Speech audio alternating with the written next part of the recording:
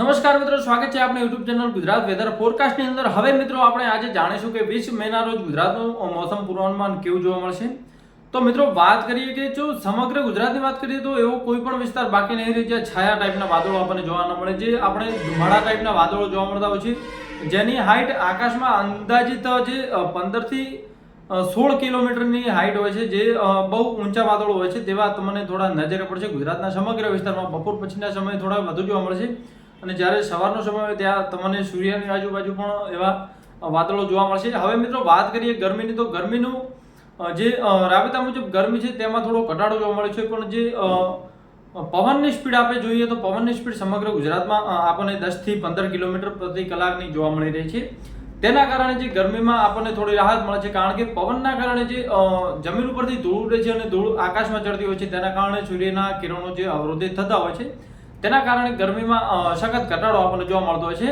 સાથે સાથે પવન જે ચાલુ હોય છે તેના કારણે પણ આપણને ગરમીથી થોડી રાહત જોવા મળતી હોય છે। વાત કરીએ ઉત્તર ગુજરાતની, તો ઉત્તર ગુજરાતના તમામ વિસ્તારોમાં ક્યાંક ક્યાંક એવા વાદળો જોવા મળે। બપોર પછીના સમયે થોડીક તાપમાનમાં રાહત જોવા મળે, પણ જે બપોરનો સમય છે તેમાં થોડો ઉકળાટ અને લૂ આવી શકે છે, તેની થોડીક તકેદારી રાખવી। જે તાપમાન છે જે અંદાજે 42 સેલ્સિયસ સુધી રહેવાની શક્યતા છે। પવનના કારણે જે તાપમાનમાં થોડો ફેરફાર પડી શકે છે, બાકી મોસ્ટ ઓફલી જે મોટા ભાગના વિસ્તારો છે ઉત્તર ગુજરાતના ત્યાં 42 સેલ્સિયસ તાપમાન આપણને જોવા મળશે। મધ્ય ગુજરાતની વાત કરીએ તો મધ્ય ગુજરાતના તમામ વિસ્તારોમાં પવનની સ્પીડ 10 થી 15 કિલોમીટરની જોવા મળશે। સાથે સાથે તાપમાનની વાત કરીએ તો શહેરી વિસ્તારમાં તાપમાનમાં થોડી વધારે જોવા મળશે, કારણ કે 43 સેલ્સિયસ જેવું તાપમાન જોવા મળશે, કારણ કે શહેરી વિસ્તારમાં કોઈ વૃક્ષો હોતા નથી, તેના કારણે જે ઠંડા પવનો થઈ શકતા નથી, તેના કારણે તાપમાનમાં થોડી વધારો જોવા મળશે। વાદળછાયું ક્યાંક ક્યાંક જોવા મળે, અતિશય વાદળછાયું નહીં, પણ જે ધુમ્મસ ટાઈપના ક્યાંક ક્યાંક આકાશમાં તમને વાદળો જોવા મળે, વધારે કોઈ ઘમઘટ જે વાદળો જોવા મળતા હોય છે તે જોવા મળશે નહીં। દક્ષિણ ગુજરાતની વાત કરીએ તો દક્ષિણ ગુજરાતના સમગ્ર વિસ્તારોમાં ક્યાંક ક્યાંક આકાશમાં વાદળો જોવા મળે, ફોગ ટાઈપના જે વાદળો છે જે બનતા જોવા મળે। પ્રી મોન્સૂન એક્ટિવિટી ક્યાંક થઈ શકે છે ભવિષ્ય, જે મહારાષ્ટ્રથી લઈને જે વિસ્તારો છે, જે આપણે સુરત સુધીના વિસ્તારો છે ત્યાં ક્યાંક ક્યાંક પ્રી મોન્સૂન એક્ટિવિટી આપણને જોવા મળે છે, વધારે કોઈ વરસાદી સિસ્ટમ જોવા મળશે નહીં, કારણ કે જે મહારાષ્ટ્રનો વિસ્તાર છે જ્યાં 2 થી 3 દિવસથી વરસાદ જેવી એક્ટિવિટીઓ થોડી વધુ જોવા મળી રહી છે।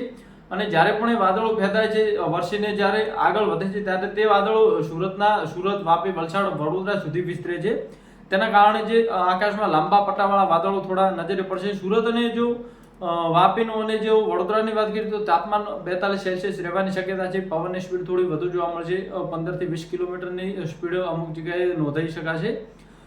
કોઈ પણ વરસાદી એક્ટિવિટી એટલી જોવા મળશે નહીં, ક્યાંક ક્યાંક ઝાપટા સ્વરૂપે વરસાદ પડી શકે તો ક્યાંક વાદળછાયું થોડું વધારે વાતાવરણ જોવા મળે। સૌરાષ્ટ્રની વાત કરીએ તો સૌરાષ્ટ્રના અમુક ઇલાકાઓમાં વાદળછાયું વાતાવરણ થોડુંક વધુ જોવા મળે, એટલે કે જે તડકો ઢાંકી શકે એવું તો ના કહી શકાય, પણ ક્યાંક ક્યાંક એવા આછા વાદળો જોવા મળે, તેના કારણે થોડીક ઠંડક આપણને જોવા મળે। તો પણ જે બપોરનું તાપમાન છે જે 43 સેલ્સિયસ સુધી જોવા મળશે। જે અમુક સિટી વિસ્તાર છે, જે શહેરી વિસ્તાર છે, જે 43 સેલ્સિયસ સુધીનું તાપમાન જોવા મળશે, બાકી જે જંગલ વિસ્તાર છે જ્યાં નોર્મલ 41 થી 42 સેલ્સિયસ સુધી તાપમાન જોવા મળશે। વરસાદની કોઈ શક્યતા નથી, પવનની સ્પીડ એવી સારી જોવા મળશે, તેના કારણે જે થોડીક રાહત મળી શકે છે।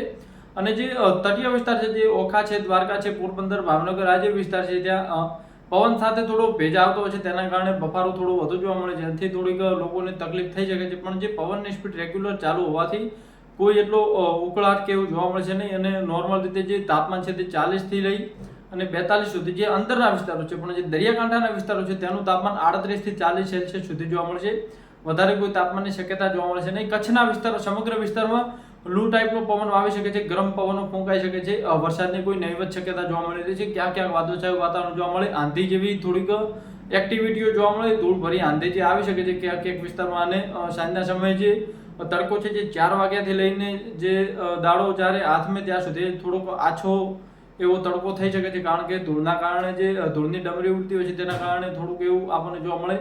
તો મિત્રો આ હતું આપણું ગુજરાતનું 20 મેનું મોસમ પૂર્વાનુમાન। વિડીયો પસંદ આવે તો લાઈક, શેર અને સબસ્ક્રાઇબ કરવાનું ભૂલશો નહીં। ધન્યવાદ।